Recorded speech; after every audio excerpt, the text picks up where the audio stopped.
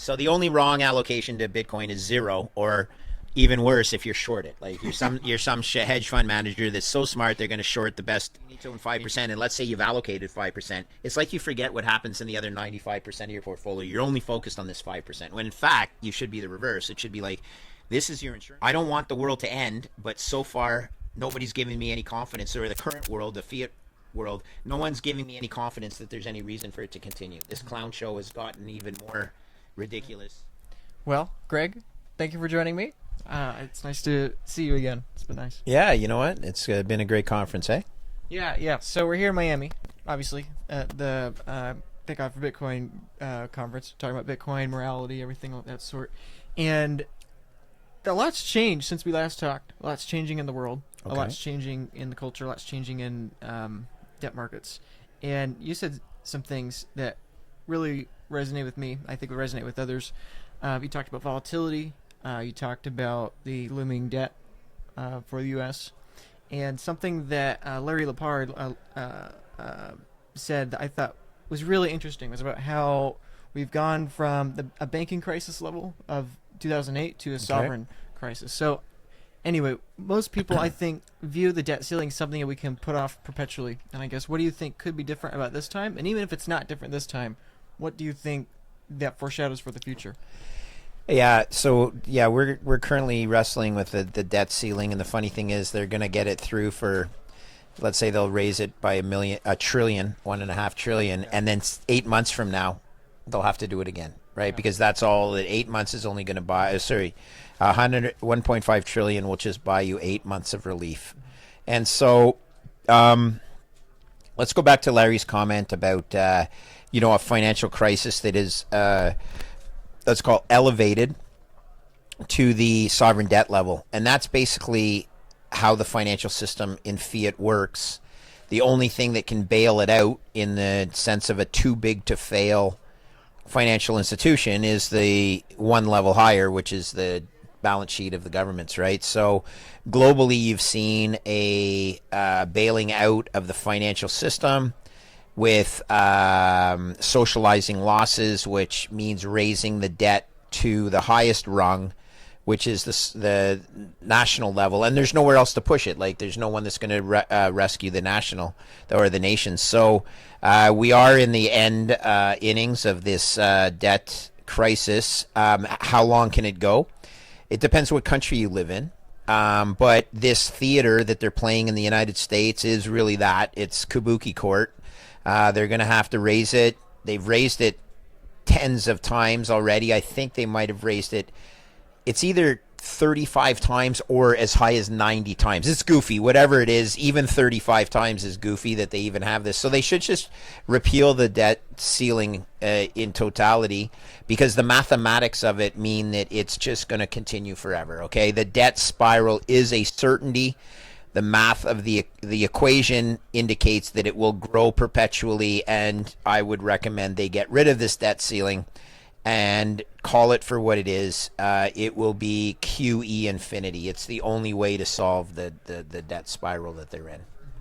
Yeah, the panel you're on with Larry and Preston, you all said the same thing from different frameworks, but that's inevitable.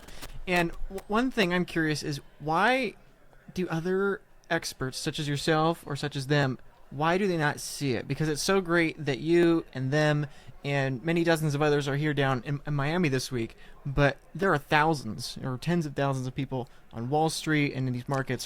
What do you think they're missing? And if this is as obvious as you're saying, 100% certainty, what don't they see? Some of them are paid not to see it, right? It's in their best interest not to see it. And honestly, most of the world is not taught how the system works, and therefore I'm not surprised that they have not peeled the layer of the onion to be able to see it. Most people can't balance their own budget, let alone the budget of a nation. That's unfortunate. The people that do understand it but are still giving us the bad signal, like the Warren Buffetts of the world and the Jamie Dimons, I have a very large moral issue with that. If they outright know they're lying to the population for their own benefit, which I'm convinced they do. You don't get to be the CEO of the nation's largest bank without understanding how the Fiat Ponzi works. And then, same thing can be said of Warren and Charlie. They have been beneficiaries of the Fiat system their entire careers, so it's not in their interest to call out the system that they have been able to profit from. So, but to tell people not to invest in Bitcoin because Bitcoin is rat poison, or as Jamie Dimon said, if I catch any of my traders owning Bitcoin, they'll get fired immediately. And then when he said that, 2 weeks later, his daughter admitted she owned Bitcoin. I mean, I find it somewhat comical, but they definitely know how the Fiat Ponzi works, and it really is absolutely. Well, I'm going to use a Larry Lepard. They're evil. They are evil, and that's telling the truth, because I have 3 children, and these people are just perpetuating the fraud that will cost all the children their futures, because we're too greedy and we're pulling forward gains for our benefit at the expense of our children. That's basically all we're doing. We're pulling ahead energy from the future, and that energy, certainly. I mean, if you measure, as I do, a store of value as energy, yes, and value in time and energy is what savings should be. We are stealing from the savings, the future savings of our children. Yes, that is correct. What do you think the different probabilities of the end game of this could occur? We talked about probabilities earlier today, or you did on stage. What do you think of the different probabilities that it could occur? And do you think that the U.S. dollar possibly remains as the last fiat currency, because those are different? I think it will. Yeah. So I firmly believe, because the USA is the strongest nation, economically as well as military, I believe that the U.S. dollar will be the last fiat to fail. But ultimately, all fiats fail. I mean, that's just, you look at history, and every single fiat has been a failed experiment. Now, we got to be careful to define how there could be a success that rises out of this. I strongly believe if the U.S. were to embrace Bitcoin, for example, as a store of value, U.S. Treasuries would lose their reserve asset status in the world, and Bitcoin would replace U.S. Treasuries as global reserve asset. But the U.S. dollar could maintain its global reserve currency status. And so, putting probabilities on that, I mean, as you know, a probability is a distribution, a continuous distribution of outcomes. It's sometimes better to think in sort of binary or just 2. I would say the chances are low, but not 0, that the U.S. can succeed in doing this, but it would require tremendous, acceptance at the level of government to do this. It would require the Jason Lowry thesis to come. They'd have to kill their ego. It would require a tremendous amount. They would have to forego the petrodollar. Would likely be a casualty of this, but it's what's needed to maintain quality of life and global accountability. So, probability, 100% certain that all fiats will fail. 100% certain that in their path to failure, that debasement is. There's not going to be a period where they magically return to, deflationary currency economics. The currency will inflate, therefore the value will debase, and that is 100% certainty. The thing we were wrestling with is the time frame, and there's an old trading adage: give a target but not a time. Or give a target and a time, but never give both, and that way, you can say, okay, in the case of my Bitcoin price target, I frequently go on record as saying $2 million in today's dollars, and people want to know when.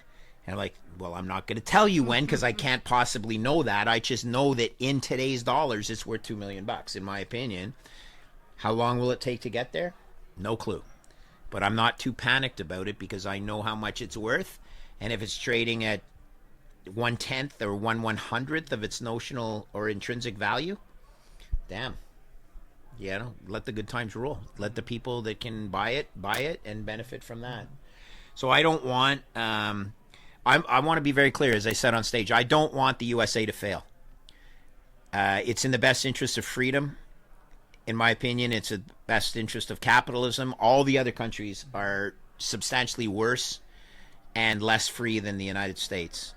But the United States is not perfect, but it's like, I think it was Margaret Thatcher that said it, something along the lines of capitalism is the worst form of democracy except for all other forms, right? So you have to take the good with the bad, or the bad with the good.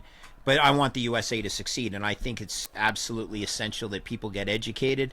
They understand, smart people like Jason Lowry and his thesis, and how Bitcoin is actually a force for good to solve the problems that we're facing. I really appreciate you taking the time to engage with this Bitcoin content. I put in so much work into these educational services, put them out there for free, hopefully to get as many people interested in these messages as possible and having new perspectives when it comes to understanding Bitcoin. And this is because I think the first and foremost problem facing Bitcoin adoption is the need for education. And so hopefully this video has serviced that need for you.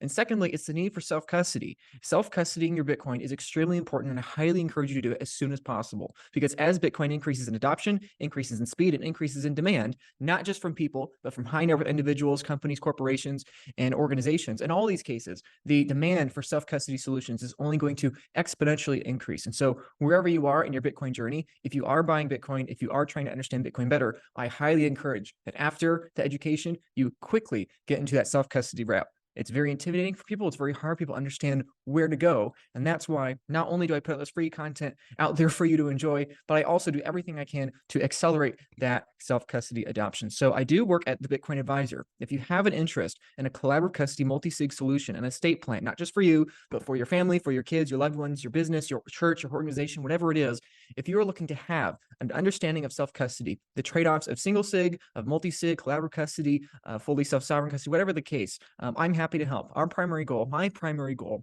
is to help you have a secure transition of your Bitcoin off exchanges into your own hands. Okay, I'm here to simplify the process, address your challenges and your questions, and ensure you feel confident every step of the way. So you can find me at thebitcoinadvisor.com/LukeBroyles. You can book a free consultation with me there. You can book a free meeting with there. I'm happy to answer any questions you have.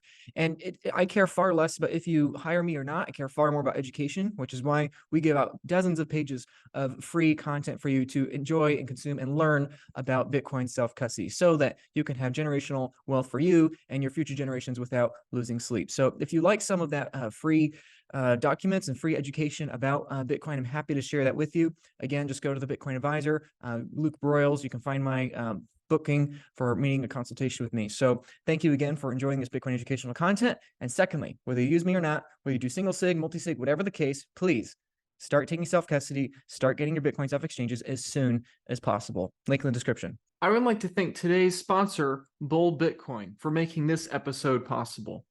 Bull Bitcoin is Canada's most trusted Bitcoin exchange since 2013, built around the ethos of separation of money and state, of course, and leveraging its mission to end central banks forever. At Bull Bitcoin, they value security and privacy incredibly well as their top priority, and they take it very seriously upon themselves to help empower individuals and their clients with the most potent form of money known to man, Bitcoin. Head to bullbitcoin.com today and get started with your account creation. Contact Bull's best in the business customer support team at any point throughout the process to request assistance. They'll be more than happy to help. So please check them out, bullbitcoin.com. Take control of your money. Thanks. For those, I agree with what you said, but I suspect that over the next couple of years, the government is going to really, and perhaps in Canada especially, with given what's happened, I think that they will really blame Bitcoin for That's what they said on stage today too, right? Yeah. So what would you say to those that have that belief? Damn it, I heard a great expression from Preston Pish today. He goes, it's like blaming Noah's Ark for the flood, right? Or Jason Lowry, it's like blaming or putting a weatherman in charge of the cloud technology because it's called cloud. You know, like, I mean, there's just so many stupid things that happen in in some of the thought processes of politicians and people that want to find an excuse, that want to find someone to point fingers at or blame. I don't know. I still remain optimistic that there's enough politicians. I met a really nice lady today from the Texas Blockchain Council, and she let me in on some of the progress that they've made. And I think that you'll see some people who are fighting back. You'll see the news of successful challenges to some of this. The FUD that exists, that Bitcoin is a force of evil. You'll see people telling the truth and know that it's not. So I'm optimistic on that side. Yeah. So I have a question about allocation, and then last question about the youth. But the question about allocation, and this is something you also said on stage. You spoke to someone earlier today, and I think it would be something really helpful for folks. Is when you talked about having the 3%, and that kind of. So if someone has been reading books, watching podcasts, and everything like that, and they want to allocate, but as you all said on stage, they don't want to be subject to the emotional whims of the market. What do you think could be a possible good allocation strategy similar to that maximizes their safety in Bitcoin while minimizing the stress? Yeah. So sometimes you have to educate yourself. And let's say, well, I'll start with some of my taglines. So the only wrong allocation to Bitcoin is 0, or even worse if you're short it. Like you're some hedge fund manager that's so smart they're going to short the best insurance policy and the most asymmetric upside trade I've ever seen, but you can't fix stupid, okay? There's just a lot of stupid people out there. So the only wrong allocation to Bitcoin is 0, which means you got to get positive exposure to Bitcoin. And let's say you take that exposure and I finally convince you that you got to own up to 5%. Okay. It's so funny that once I convince you need to own 5%, and let's say you've allocated 5%, it's like you forget what happens in the other 95% of your portfolio. You're only focused on this 5%, when in fact, you should be the reverse. It should be like, this is your insurance policy, this 5%. Don't worry about it. Worry about all the other exposure you have already here. But let's say we convince you to get to 5%, and you're able to manage your emotions so that you're not freaking out about a 5%, and you're going to be disciplined. The strategy that I heard this week, and then I elaborated on stage, was you take that exposure decision and you divide it in half, and you pick a so we're going to use 5%. 2.5% you're going to buy immediately, and you're going to hodl. And the other 2.5% you're also going to buy immediately, but you're going to rebalance that 2.5% as a function of the market. So if the market goes up, your 2.5% becomes 3.5%, let's say, but you got to sell it. You got to rebalance it down to 2.5%, which means you're harvesting gains. You're crystallizing gains. You're harvesting profits. But the flip side is your 2.5%, well, you got unlucky. You invested 5% in Bitcoin, and Bitcoin went down in price. And I shouldn't say unlucky. It's just the way the markets work. Maybe it is lucky because then you realize, well, I can buy more. And this is what the 2.5% rebalancing allows you to do. That 2.5%, if the price of Bitcoin goes down, becomes 2% of your portfolio. Hey, now you're supposed to rebalance, which means get it back up to 2.5%, which means you dollar cost average or whatever to take advantage of lower prices and get your price, your exposure back up to your 2.5%. And I thought that was a pretty interesting allocation, or not allocation, but risk management strategy, and one that I'd never heard of advanced in the traditional asset space, but one that was designed to allow people to actually profit from volatility. Or how about not profit? How about to take advantage of the volatility that is inherent in Bitcoin? So all of these things give me confidence that people are thinking outside the box. You know, what's funny is some of my friends, or my Bitcoin Twitter friends, are 100% exposed to Bitcoin. 100%. And I'm like, dude, I could never get that far either. Like, I'm at about 40. And, you know, there's times when I say, oh, damn, I don't own enough. And then there's times when I'm like, oh, I own too much. But, you know, 40, I've learned to live with 40%. So that's why it's not comical, but why I look back on those 5% days and I'm like, oh, man, you have no idea. Like, if you really get conviction here. So just find a level that allows you to sleep at night. Understand that this is the best asymmetric investment opportunity I've ever seen. Not to say I'm right. The only thing I know I'm right about is that fiat currency will debase. Okay? That is a certainty. Manage your risk accordingly. Bitcoin, my opinion, best horse in the race. What certainty am I? High, but not positive. How much certainty is the market giving me? Well, if you have my price target, which I've already mentioned, is actually about $2.5 million in today's dollars, and it's trading for 25,000. That can be interpreted as the market telling me I have about a 1% chance of being right.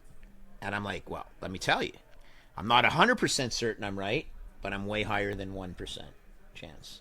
Yeah. So continue to buy.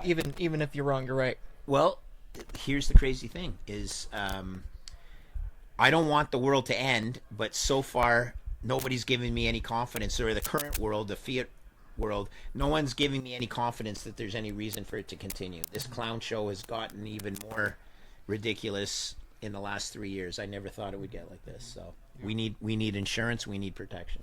Well, and I think that's one of the things we both appreciate about Jason Lowery is that it seems from his thesis that if we don't go down that route of a non-destructive path, Yep. eventually destruction will occur. And so one thing I know that you would love to talk about is probably the youth. We met someone today, a 13-year-old guy getting out there online. And I know you really care about the kids for the kids, so I think that'd be something great to end on. As far as optimism. Thanks, for bringing it up. So, young man, you met him too.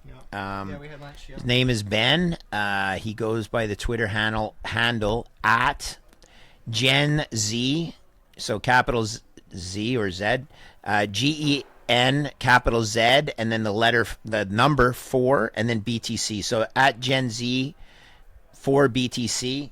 13-year-old kid who came down here with his mom, drove from Central Florida, and came to today's conference, and he's going to go to tomorrow as well. And he just wants to help educate his generation on the benefits of sound money and Bitcoin, and I'm here for this. I want to help him because,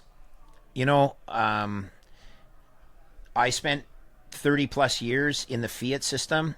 I did okay. I'm very thankful, by the way, that I was lucky enough to make a nice living in the fiat system, but I also feel somewhat guilty because I knew it was ill-begotten gains in certain cases, and I want to try and help the future, the generation, right? The kids, my kids, other kids, and he's and yourself, young, 24 years old, 24? Correct. Crazy. That's cool, right? And then, you want to help these kids succeed. Well, Greg, thank you so much. You're very generous with your time, and I hope people online realize how generous you are coming to these events and supporting I enjoy it. Yeah. I get to meet get to meet all the good kids out in the world, right? Yeah. And there are a lot of good kids. Yeah. So keep fighting the good fight. Yeah. Thanks guys. Thank you.